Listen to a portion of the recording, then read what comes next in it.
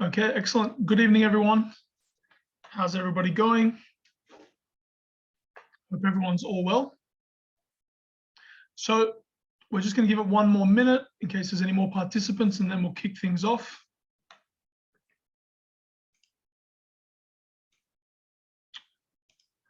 Okay. And Kishore, where are you? While we're waiting, where are you sitting? Are you based out of Dubai or Abu Dhabi? I'm based out of Abu Dhabi. Ah, fantastic, fantastic. Okay, it's a nice view you have there. All right, excellent. Okay, so let's kick things off. Hopefully everyone's joined and there'll be a few people joining along the way. So today we're hosting a webinar, which the topic we're covering is investing in innovation with a financial market perspective. And this evening we have the pleasure of Kishore Muktinutalapati, who is the equity strategist at ADCB Asset Management. And in terms of his background, he's an award-winning equity strategy research, has a lot of research experience, covering global markets since 2007. His expertise is in strategic and tactical equity asset allocation and thematic research. He's personally passionate about conducting investment research and communicating findings to make impact on clients' investment strategies. Furthermore, he's a narrative data science enthusiast with programming and statistical skills, and he enjoys being a public speaker, such as what he's doing this evening, and a fervent Toastmaster. And we'll be sharing his LinkedIn at the end of the meeting. Please go ahead, Kishore, the floor is yours. Right, thanks a lot, Nasha, for that kind introduction, and a very good evening, ladies and gentlemen. It's an absolute pleasure and an honor, I would say, to be here this evening. But at the outset, I have a confession to make. And to be honest, I was a bit nervous to come and talk about innovation in this forum for two reasons. One was that I was aware that I'm going to be talking to some of the brightest minds when it comes to financial markets and all the CFAs. And a second was, of course, given what is happening with the technology teams and the innovation teams in the stock market, some of them being down 50% in a matter of 3 months. It's an extremely volatile time. And to talk about such a team, you probably need to think twice. So those are the two reasons. But I'm still here in front of you this evening. And that, again, is for two reasons. One is I could not say no when CFA Society and Shimon approached and asked to talk. And also, given my public speaking passion, I said I would not let this opportunity go. And the second reason, before I get there, I want to do a quick poll and understand what we think about innovation after all.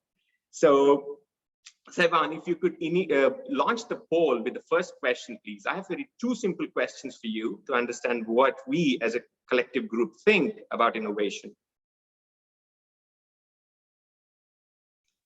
That's a great idea. I think that'll be popping up shortly.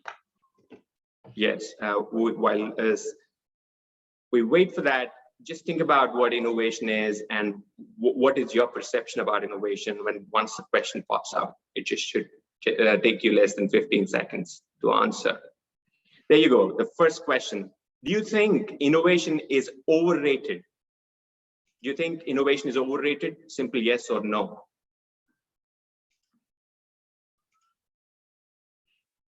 Okay, so we've got 3 no's so far. Excellent. I'm trying to click no on mine and it doesn't seem to work for me for some reason. It's a bit strange. Maybe because I'm a co-host, maybe that's why it's not working.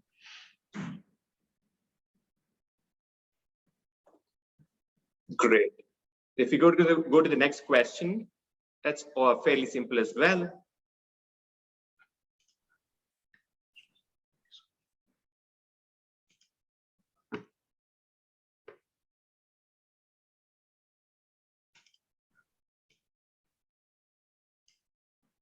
Second question should be on your screens any moment now.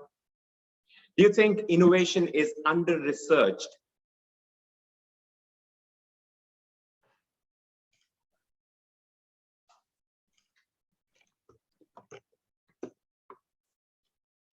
That's interesting. A couple people think, one person thinks yes, one no. Okay. Okay.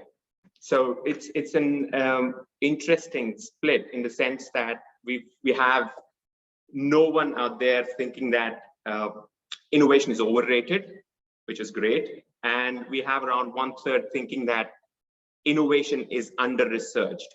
So thank you, Sevan, for that pause. And this is exactly the reason why I was here, in the sense that when we talk about financial in the financial market space, at least, and think about innovation, people tend to feel that it is overrated. And thanks to this group, which doesn't think that is the case, but it's definitely under-researched. And the reason I wanted to share my perspective this evening was that there is a dimension which markets seem to be missing at this stage when they look at innovation. And largely when you see people talk about innovation, they talk about it as an individual stock selection and try to build that as a bottom-up theme. But I think there is a lot of information out there which you look from a top-down perspective, that is thinking about the economies, the economic structure, and you can still find a ton of innovation and related investment opportunities. So I wanted to focus this evening more on a top-down view, a macro view of innovation, and how investors, the listed stock investors, can view innovation from that angle. So allow me to share a couple of slides with you, if I may.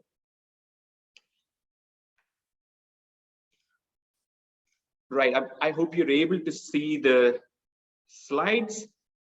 Oh, fantastic. Yep, I can see it. Perfect. Right, and today seems to be a bit of an auspicious day to talk about innovation, because it's 2nd of February 2022, so that's 2/2/22, and that connects back to the two reasons I had for my a bit of a nervousness, and also two reasons why I'm here.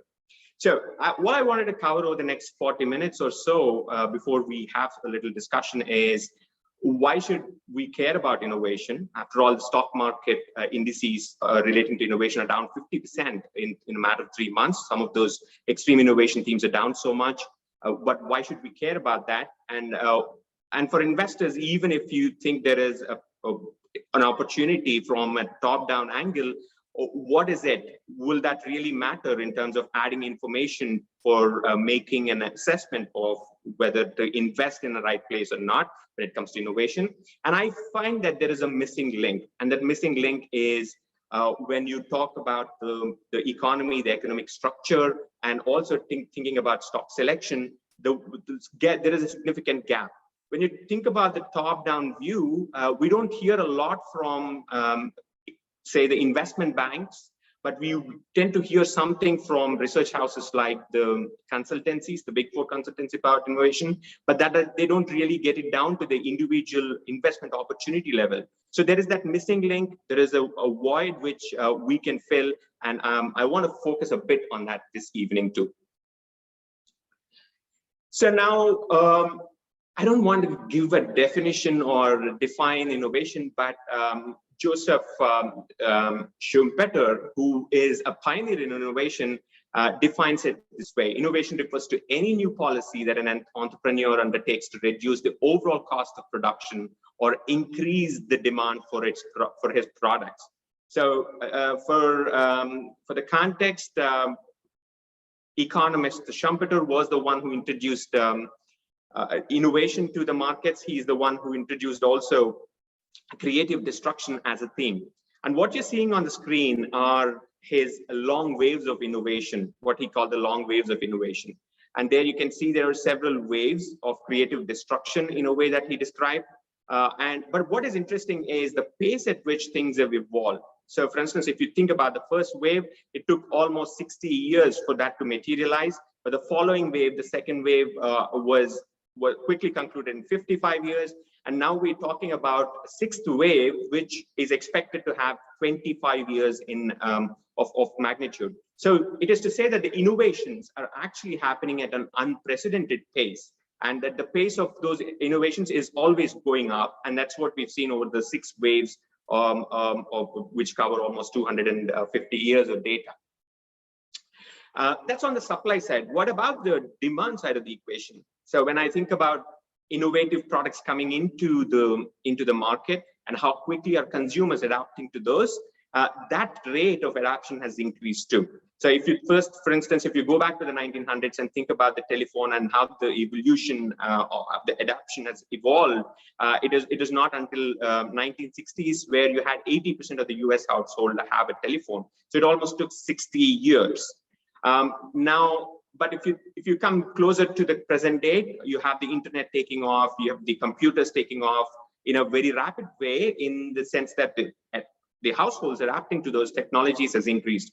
And it should not come to us as a surprise that to hit a 50 million consumer mark, airlines took about 64 years, while Pokemon Go achieved that feat in 19 days. So that speaks volumes about the penetration or the adoption rate of this newfound innovations that are happening in the market. So this establishes the fact that there is a supply side innovation happening at an unprecedented pace, and there was also the adoption of those technologies at the consumer level, which is also happening at a rapid pace as well. Now, very quickly talking about what this implies for the economy. There are a ton of think tanks, including the Brookings Institute, which have put out quite a detailed set of papers. Well, what I listed down there are very superficial, as I said, from a top-down view, what is important in innovation and how it impacts the economy. Innovation drives economic growth and raises wages. Innovation improves the life expectancy. Inflation makes technology affordable. New organizational structures lead to rising standards of living. New household technologies allow more time for family and leisure. And I found the last one very interesting. We tend to look at innovations, and when we think about it from an economic point of view, we tend to miss the people angle a lot because we're dealing with numbers. But I think there is also a people angle to be given. In that context, what I found interesting was this example, which came about. This was a study conducted roughly 20 years ago in the southern state of India, where the fishermen were given phones, and what was monitored was whether those fishermen had started to report wasted fish. So prior to having the cell phones, the fishermen would have their catch. They would go to a particular market to sell their catch, and what happened there was purely at the toss of a coin, whether the market would agree or accept their produce or not. And on an average, it turned out that 7% of those fishermen said that their fish were wasted. But once they were given the cell phones, they were given an opportunity to call and check with local markets. And there you see, immediately after the 0 points to the point of introduction of the cell phones into their hands, the wastage of fish has almost vanished instantly. And that speaks volumes. Again, it's not just thinking about it from a broader perspective. There are also wonderful ways in which innovation impacts our life. Excuse me, sorry.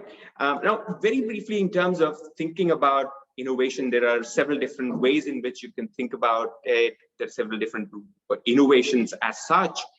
One way of looking at it is, how is that innovation dealing with the new market versus whether it is based on new technology or existing technology, whether it caters to the new market or an existing market.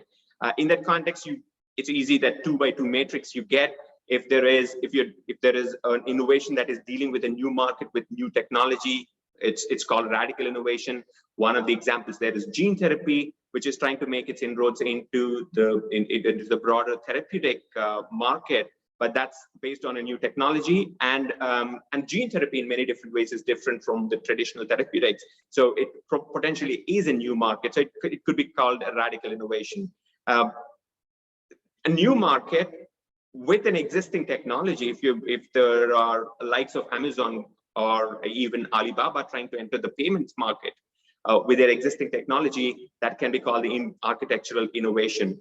The same way, with an existing technology into the existing market, that's incremental innovation. You have the iPhone, several releases of those with marginal improvements, incremental innovation coming through. You still have that materially advanced features involved, and therefore it still accounts for innovation in an incremental fashion. And you also have that what's important for financial markets, which is what is talked widely about, is you got a new technology, you enter a new existing market, and you tend to disrupt the current market, and that's called the disruptive innovation. And this is what Amazon did to the retailers a couple of decades ago. Now, yes, there are 4 different things, and what does it mean to me as an equity market or a financial market professional? I think each of those need to be taken into consideration when you are trying to make an assessment of the risks and the potential returns involved. For example, given that radical innovation talks about new technology, it's not a tested technology, you're potentially trying to create a market for that, there you should expect a lot more volatility in the business model itself, and therefore potentially higher stock prices movement in terms of the volatility as well. However, if I get to the incremental innovation, which is diagonally opposite to the radical innovation, you have that stability of that iPhone that Apple gives you. In sense, there is a demand established. It is just that how good or how marginally is your incremental innovation on that particular instrument going to be, and how will that be received by the market is what matters. So in case of incremental innovation, what you have is an established market and existing technology, and you're trying to bet on that incremental innovation and how that is received by the market. Therefore, there's an inherent stability there, and a lot less risk, if I may, compared to, say, the radical innovation. The disruptive innovation is very interesting in the sense that it creates opportunities as well as potential risks, because the incumbents tend to get disrupted by the newcomers, with the new technology there. Therefore, it creates an opportunity to sort of go long short, and that's sort of important too. Architectural innovation, again, is something, it's in my view somewhere between say the disruptive innovation and incremental innovation in terms of the risks perceived, because potentially you're getting into a new market using your existing technology, but still how the market would perceive your product is something that is still doubtful. Therefore, that model of business could still bring volatility into the stock prices as well. So we've got some evidence, and the chart you're looking at is plots there 3 different Nasdaq segments: the internet, the biotechnology, and clean energy. There you clearly see that internet probably there's several different ways in which, or several different influences on that. It was outperforming the other 2 segments, and then it took off when the COVID-19 crisis hit. And then now, given this recent tech rout, you're seeing that normalization in the stock prices. On the other hand, you had biotechnology, which is more defensive side of the segments, because you're talking about health, which is broadly the healthcare being a broadly defensive sector, which continue to grind higher in a gradual fashion. But on the other hand, you see clean energy, where there was not a lot of interest till the COVID-19 crisis hit, and then for some strange reason, people started thinking about clean energy as they tried getting rid of the fossil fuels. They started thinking more in terms of conserving the environment, and therefore you saw a very strong pickup. So there are several different things that influence the stock performances, and if you try to plot where these are in the framework that we've just seen, trying to understand where these segments fit with the existing technology or a new technology into an existing market or a new market, then I think it becomes fairly easy to understand it from a top-down perspective. Now, very quickly on to the disruptors and disrupted that I was talking about, which creates a long short position. This chart shows you the performance of disruptors, which I think, which I called as the agglomerate of IT, communication services, consumer discretionary, and healthcare sectors. On the other hand, you have the disrupted, which come from energy, financials, materials, and utilities. There you clearly see that massive divergence in performances on both segments, and that needs to be kept in mind when you're dealing with that disruptive technologies, not just focusing on winners, but also trying to avoid the losers in a way. Now, I just wanted to spend some time thinking about this macroeconomic concept of innovation and how little is being talked about in terms of the economic implications. I wanted to do a couple of case studies, and one of which is this very interesting case study of encyclopedia and Wikipedia. We had in the past, whenever you had a question or whenever you wanted to, you sought knowledge, you went to a printed copy of Encyclopedia Britannica, which now costs about a couple of $1,000s if you bought the entire thing. But thanks to the technology now, you have Wikipedia, which doesn't cost you anything. If you have an internet connection and have a tablet in your hand, you're probably able to access this. Encyclopedia Britannica, once you bought it, you cannot update the content in that. Wikipedia gets updated on a regular basis. But what is the difference is that there is a sharing element when it comes to Wikipedia. And in the context of Encyclopedia Britannica, you had a very frozen model. Now, as people migrate from looking at the printed books of Encyclopedia Britannica to things like Wikipedia, that's no marginal cost. But what it does to the traditional or conventional GDP accounting is that our ways in which we measure GDP that's a gross output. So in case of when a copy of Encyclopedia Britannica is printed, then it accounts for some amount of economic activity using the traditional GDP metrics. But in Wikipedia, once there is that thing established and people are accessing it with no incremental cost, no incremental activity registered, then it fails to show up in the case of GDP as numbers. And this creates that bit of a disconnect between how we look at the economy as such. Now, if I have more people logging on to Wikipedia and not many people interested in Encyclopedia Britannica, to me, that is a negative impact on GDP because no activity on the encyclopedia side, but whatever gets recorded on the Wikipedia side doesn't get captured anyway. But I think there is an interesting dynamic there. One is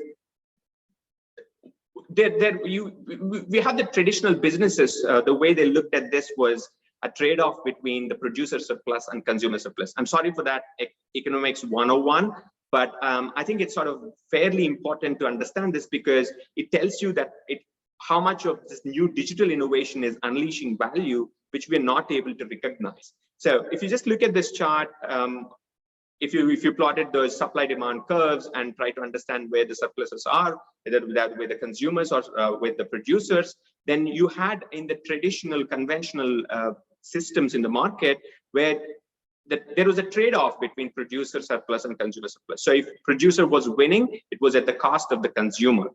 But thanks to this new age digital economy, because there is low marginal cost, so the production cost from a producer perspective, we're talking about the technology enablers here, there is no marginal cost in terms of hosting 10 million more customers on their platform. And given that low marginal cost, and given the networking effects, because I would like all my friends, all my relatives to be on the network or the digital platform that I'm in. Therefore, the more number of people come in onto that platform, I find as a consumer more value out of that platform as such. And also now there is a lot of convenience, which is sort of fairly underestimated. They say the convenience is new currency, and if you put all those together, that curve, which used to be a trade-off between producer surplus and consumer surplus, has now changed its slope to a positive sloping curve, which means that as the producer surplus increases, consumers don't need to suffer, and the consumer surplus increases as well. But unfortunately, this doesn't get captured in the GDP that we do from the traditional ways, and therefore it doesn't really show up. Now, the problem is when you have these the regulators come behind the big tech companies and say we want to cut down on your monopoly. One thing that needs to be understood is that the old economy monopolies are no longer existent. And this model of thinking about the consumer surplus would give you a sense if you're trying to cut down too much or crack down too much on the producers who are monopolistic in a way or on digital platforms, you're going to shrink the consumer surplus. Now, if you think about what's happened between since 2010 till 2020, you had the rise of digital platforms everywhere. And especially if you focus on the US, this was also the time when the consumer was doing really, really well, despite non-existing traditional drivers which supported consumption. And that in part is because the consumer surplus was increasing as people sought these network effects. Also, the Amazon effect of disinflation kicked in. Therefore, people were able to buy the same good at a reasonably good price, or a price that they prefer, rather than going into a store and paying whatever price was demanded. So, long story short, the point I wanted to make here is that the framework in which you think about innovation, its impact on economy, and therefore on the equity markets, need to sort of to have a different spin than what we had in the past. Now, very quickly on to the second case study, which I found interesting, was that there seems to be always innovation and real estate problems going hand in hand. What you're seeing there is a chart that shows you the investments into intellectual property products, which is a constant climbing line higher, and the real estate. And I think Will Page, economist Will Page, puts it very nicely that the ideas in your brain are worth more than the roof on your head. So it again talks volumes about the importance of your intellectual products, IPPs, versus the real estate investments per se. Now, in this context, McKinsey Global Institute did a very exhaustive study of looking at the global balance sheet. I think this was one of the most comprehensive studies that I've come across in the recent years, where they compiled together the global balance sheet. They said, what if all the entire globe is one entity, and what if we have a balance sheet for that? What they saw was a tremendous increase. I mean, in fact, if you looked at the size of the balance sheet as such, it tripled over the last 20 years. They broke that down into three different segments: the financial assets held by corporations, financial assets held by the households, and then the real assets on the asset side. And on the liability side, you have the financial liabilities held by financial corporations, financial liabilities held by households, and whatever is the balance is the net worth.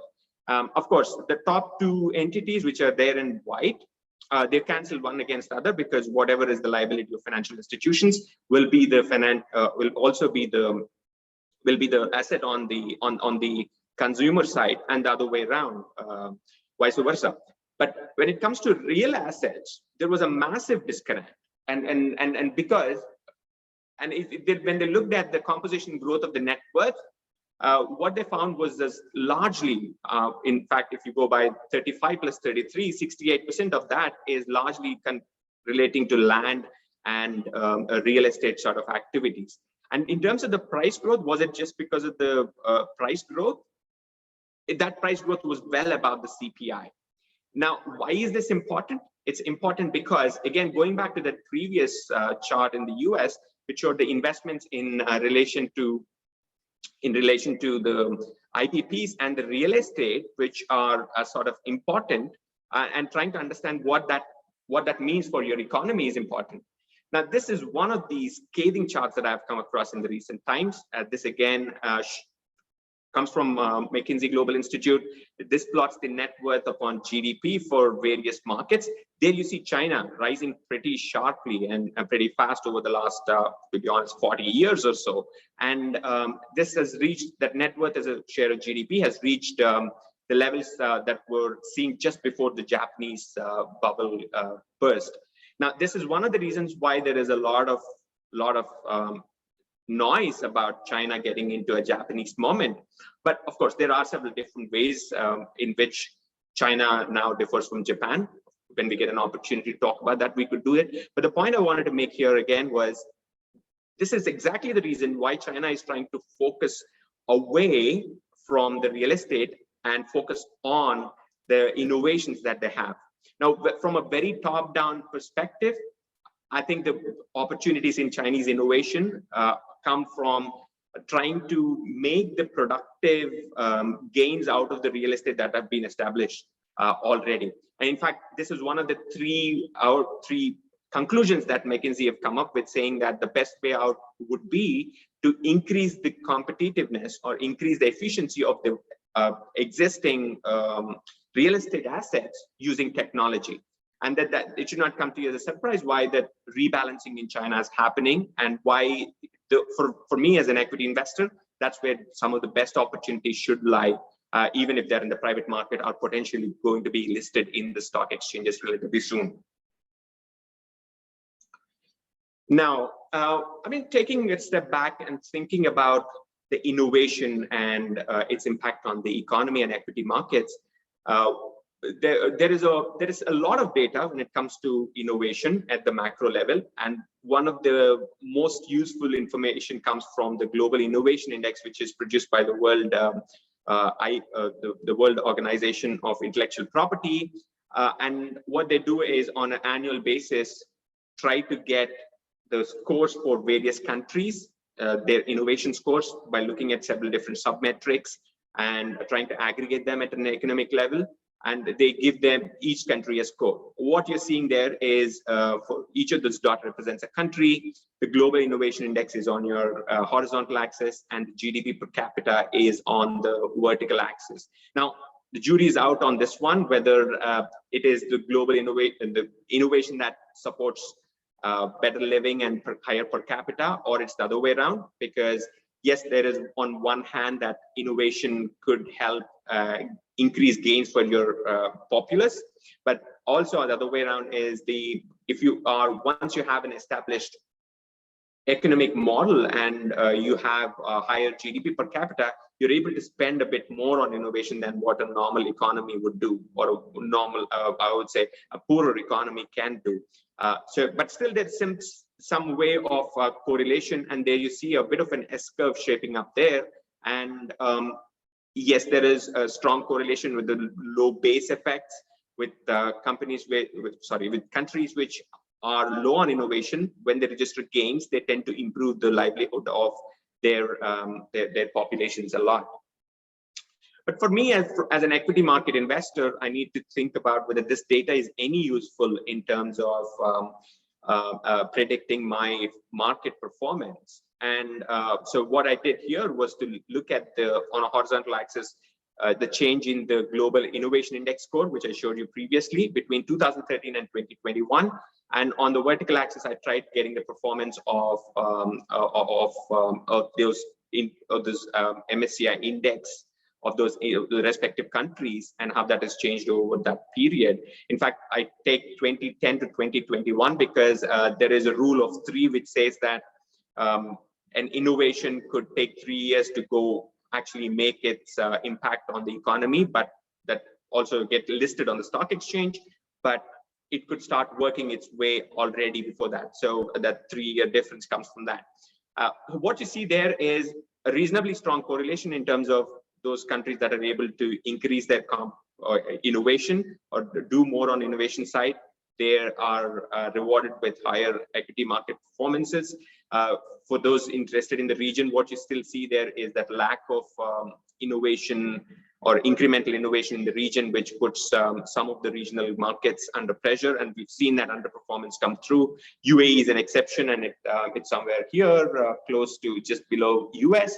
And of course, the market was rewarded very well last year. We know that. But what is interesting here is on your right-hand side, you see China and South Korea there. Despite extremely strong innovation gains, their stock markets are not rewarded. Now, one way of looking at that is saying how much of that is listed on the stock exchanges. So how much of the technology segment is listed on the stock exchanges? There, I would say South Korea has a higher share of technology listed on its domestic bourses than, say, for example, the US itself. But still getting not so rewarded. While you see there in the US, which is positive on innovation, but the innovation there was rewarded by equity investors quite significantly, and as a result, you have what can be called the gamma stocks dominating the global equity landscape now. You also have Netherlands there, thanks to the index composition. You have ASML, which is a company that has a dominant share on the market, and there you see, despite that marginal loss of innovation scores, in Netherlands equities did well. Now, why is that disconnect between emerging markets like the China and South Korea and the US? And I think it is because people have long memories and they don't forget what has happened to emerging markets over a long period of time. This is a chart that shows the GDP shares of various economies going back all the way to 180. So that's 2000 years of data for you. It comes from a Madison Project database, initially started by Angus Madison, and it's now being maintained very well. They produce an almost annual update on this.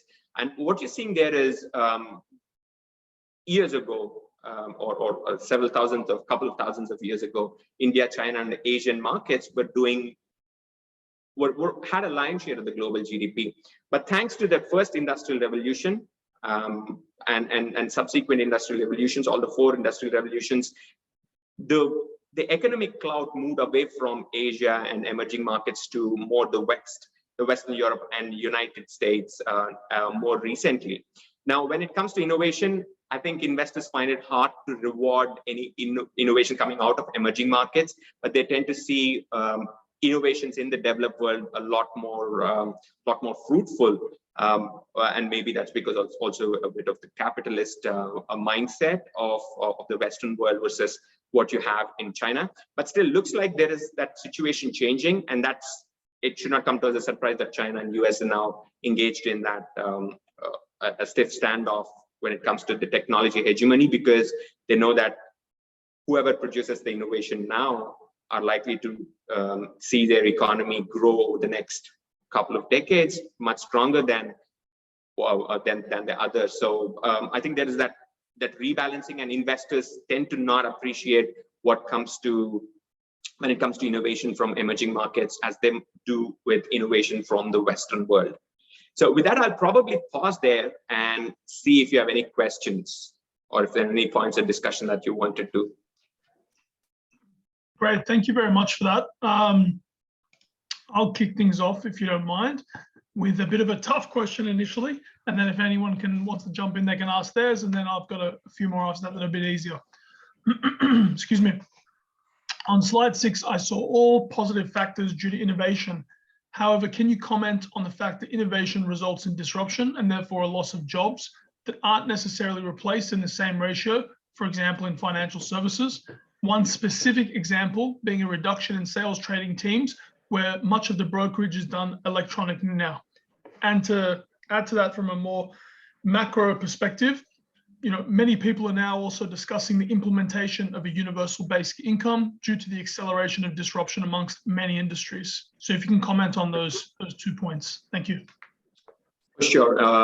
Thank you, Nasha, for those questions. Indeed, they're very difficult because I think there's a lot of policy-related debate going on around whether this is good or bad. Yes. But I think, right. So on the disruption itself, there is the economic model as it shifts. It moves that economic cloud from certain sectors into the others, and this is not new. We have had several instances of those in the past. For example, around 1900s, when railways were introduced and the railway stocks were listed on the stock exchanges, the investors just jumped on them. And even on the economic front, the contribution that came from railways became a lot more important. It disrupted the traditional ways of moving goods because people were able to trade a lot more with using the railroads, and the stock market appreciated it. The economic contribution of that particular sector to the overall economy increased quite dramatically. But over a period of time, what happened was the downstream sectors, which took their benefits or which extracted the benefits from moving goods, started to be appreciated as well. So to me, the way I look at innovation is it's gradual in the sense that it moves between several different segments. And going back to this, what could be now a radical innovation could be incremental innovation in a few years' time. Now, why is this important? And going back to your point on redundancies associated with technology, I think that we've again, time and again, we've seen that over innovation cycles where the innovation picks up, that tends to impact some segment of the economy, and then there is a reskilling that happens, and then that cycle moves on. But one thing that I'm fairly positive about is even in my own profession of being an equity strategist and thinking about investment advisors, and we're talking about robo advisors, it tends to be a bit the backbone tends to shake and chill a bit whenever we think about that. But I think at the end of the day, it's that what can be called the systemic implications of what happens with innovation, versus with the aid of the human thing is the human touch, I would say, is what is important. It's just if you are on a plane and if somebody told you that it's completely on autopilot, with no pilot in the cockpit, we're a bit scared. But if they tell you that, yes, it's on autopilot, but there is a guy who's watching over it and he's going to take over whenever it fluctuates, you tend to get a bit of comfort. So long story short, that's to say that I'm a bit optimistic when it comes to the use of technology with humans. But yes, there are a lot of disruptions that are happening. And I think that economy reinvents itself. That's a natural process, especially in the bank side of things. That's the reason I used banks as one of the disrupted sectors. And then with the advent of online platforms, online apps, which are a lot more easier to open an account, I think there would be a catch up. In that context, there is also this thesis that I have of the ugly ducklings. Not every company in that old economy sector get disrupted. For example, like examples that I could think of is in banks, you have JP Morgan, which pioneered or spearheaded the effort of digitizing and trying to compete with the newcomers in that space. You have General Motors trying to do its best in terms of bringing up its electric vehicle fleet. Yesterday, we heard strong news from Ford saying that they're going to do a strong pivot towards EVs away from fossil fuel combustion engines. And you think about what happened to Amazon, what Amazon cost to the retailers. Walmart stood up and said, we would invest into the technology platforms as well. And in terms of the clean energy, BP pivoted away from fossil fuels to clean energy, and incremental money is going in there. And if it's good for investors, if it's good for the economy, the clean energy in that pivot away from fossil fuels to clean energy by BP would be appreciated. So to me, I'm seeing that as that cycle, some leadership, economic hegemony of one particular segment being handed over to the other, the baton passes, and that continues. On the universal income, I think there's still that jury out, and it has become a little more political than economic, at least at this stage, I would say. But yes, in words of Ian Bremmer, who has written extensively about this, when that sector becomes strategic and it's getting disrupted, it's disrupting something, and it's moving away wealth from one to the other. The governments need to step in and find a way of doing it without disturbing the natural process and progression of movement of that economic flow from one sector to the other. So I think they're trying to find a way out. But I'm just on that perspective with the policy, I'm just a bystander. Thank you very much. That was very expansive. I would like to open the floor now. Do any of the participants have any questions they'd like to ask? Feel free to unmute yourself and go for it. Or at least, yeah, unmute yourself, actually, that's fine. Thanks.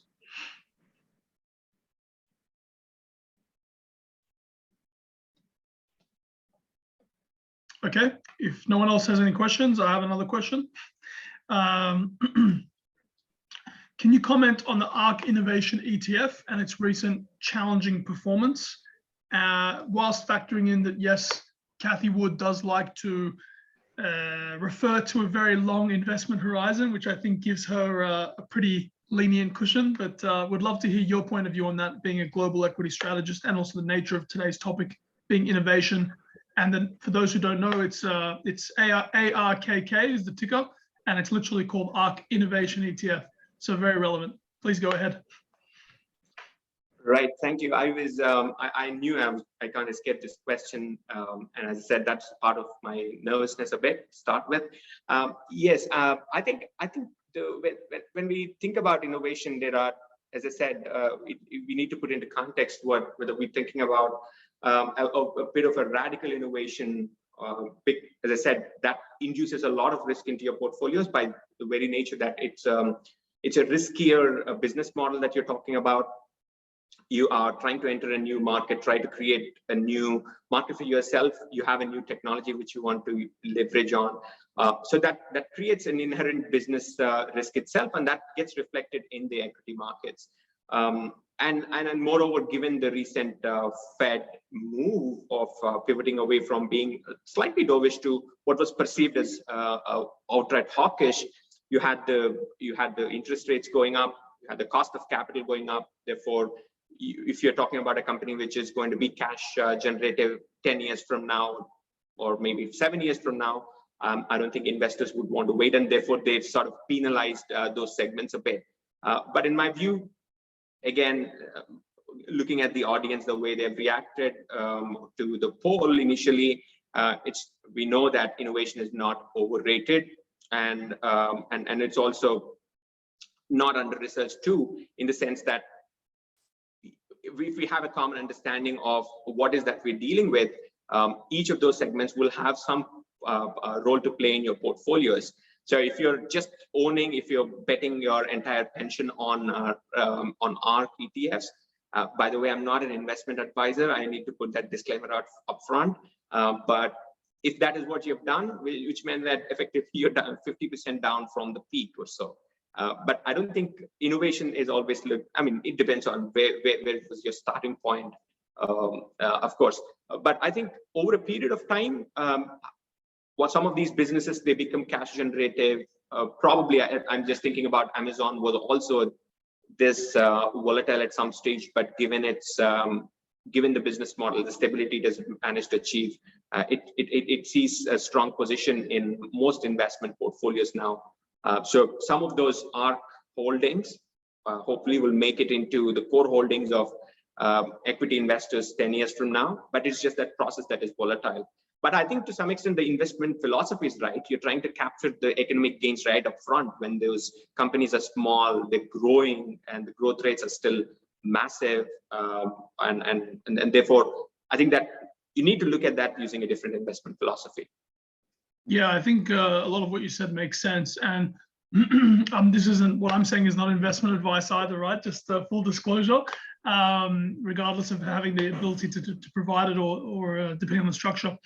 Point I wanted to make is that I think in regards to that particular investment, I think she does make a lot of long-term bets, and I think if you have a long investment horizon and if you believe in, as you said, innovation, and you're happy for that to be part of your overall investment thesis, then I think it is an interesting thematic. But again, people give it a really hard time, but even as early as say April, May 2020, it was trading around $42, $43. So it's only around 72 now. It's not exactly like if you'd entered there or even prior and you'd taken a longer view of innovation, you would have also done well. So I think it's all about, how long are you willing to wait, as you said, and are you passionate, or do you believe that there's value in an innovation thematic? But again, not ideal when it's when the cost of capital is going up, as you also said. So my next question relates to slide 14. You said China was different to Japan and wouldn't have a bubble burst similar to Japan did in the early 90s. Can you, in a clear way, can you just expand on that? Because some of the listeners may not be familiar with the Japan bubble burst and maybe the similarities and differences. Thank you very much. Yeah, sure. Indeed, that's sort of a very interesting phenomenon in the sense it's got some investors worrying if China is going to have a Japanese moment. And to just give you a bit of a context, what you saw was if you go back in time, go to 1990, then you have a strong peak there, the chart that you're looking at. That was the peak of the Japanese, I would say, real estate bubble very broadly. And what contributed to that were several different things. From that point on, you had fading demographics impact Japan quite a lot. And what markets are trying to extrapolate between that point in Japanese economic history, and where China stands now. Rightly so, if you just look at this chart, you say, okay, the net worth to GDP is right about the same now for China as it was for Japan, right at its peak. And you're also talking about Chinese demographics starting to fade a bit from here on, and therefore you might not have, you may not actually see, you actually be at the peak when it comes to China. Now, why is China different in my view is that massive rise that you've seen in the net worth to GDP came from government transfers of what it did to its people. So it said it tried providing people with affordable housing, and there was a lot of construction that was made, and as a result, you've seen that expansion, massive expansion in terms of individual net worth for its populations. Of course, that inequality remained, and maybe expanded too in a way. But what you saw was a shift higher in terms of the economic prosperity of China very broadly. And in fact, many pro-China economists would quote this as a reason why China managed to get rid of its poverty to the extent it did over the last 20 to 30 years or so. But there are reasons why you would worry. But I think the positive thing about this entire situation is China is able to leverage this in a way with trying to balance by boosting its productivity, which it's rightly doing so. Japan was not able to do that back then because by the time it realized that there was this a lost decade already in place, it was already a lost decade. But China, the way it's doing its efforts now in terms of improving its innovation and trying to increase the competitiveness they need to be given credit for that. And in fact, we've seen recently the launch of Little Giants, which is an initiative by the Chinese government to promote innovation even at the smallest level possible. On the equity market, they brought in Star Board a couple of years ago, which is again trying to not just promote likes of Alibaba and Tencent and Baidu, which are the fangs of China, but also try to take the innovation to the level where which need capital, which is still growing, which can contribute higher. And what's also important is the Chinese pivot to automation and AI in more than what you would see in the West. And there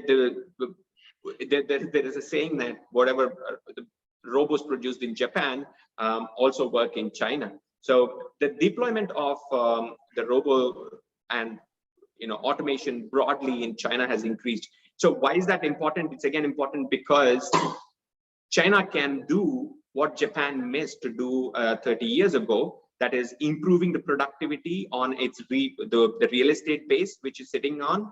And that's exactly what McKinsey was pointing to as well. This is one of the ways in which the global economy can broadly come out of this higher net worth to GDP trap is by trying to increase the competitiveness, and that is possible through innovation. So two different ways in which China could differ this time around is that one, most of the wealth increase came from the government transfers, by government giving people a lot in terms of the wealth that they currently hold, and that was given in the form of affordable housing, and the real estate value increased. That was not the case in Japan back then. And now, situation where China is in, it's able to leverage the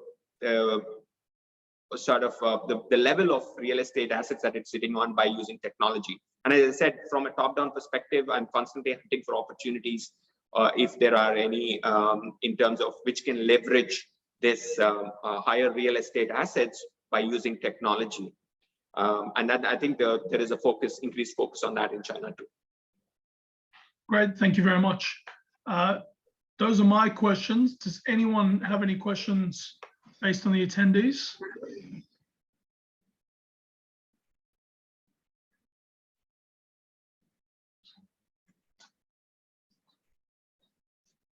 Okay, excellent. I Okay, think. I summarize what we said. I mean, very quickly, because the three key takeaways I would say are, one thing is important is we need to keep in mind that this is an environment where there is an accelerated rate of change, and we have innovations in different magnitudes and different directions.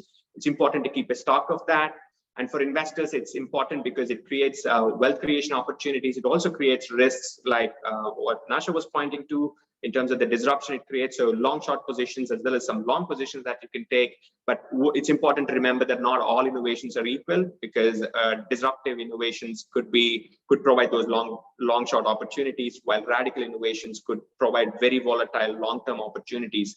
And the missing link is that you tend to look at this as a very bottom-up affair, trying to hunt for companies which do this. But there is a framework using the GII scores and also some information from Harvard, which uses the Economic Complexity Index, which can help you identify the country opportunities. You could make the country selection a lot more fertile and fruitful by using that data sets. So again, thank you for that opportunity. I greatly appreciate it. I just wanted to leave you with this one quote, but I'm happy that we, as a group, based on the poll that I started with, we agree here. And this quote comes from Bill Gates, that most people overestimate what can be done in 1 year and underestimate what can be done in 10 years. And there's also the point that Nasha, you were making earlier on, saying for long-term investors that innovation creates an opportunity. So it is just that we need to wait out a bit and wait for the ARC ETF to take off again and create wealth for investors. I'll probably stop there and hand it back to you. Thank you. Great. Thank you very much to all the attendees. Thank you very much, Kishore, for taking time out of your day to give us this insightful presentation. And from the CFA side of the Emirates, we'll be looking forward to putting on more events like this going forward, and hope everyone has a fantastic evening. Thank you so much. Thank you, everyone. Have a nice evening. It was a pleasure. Take care. Thank you.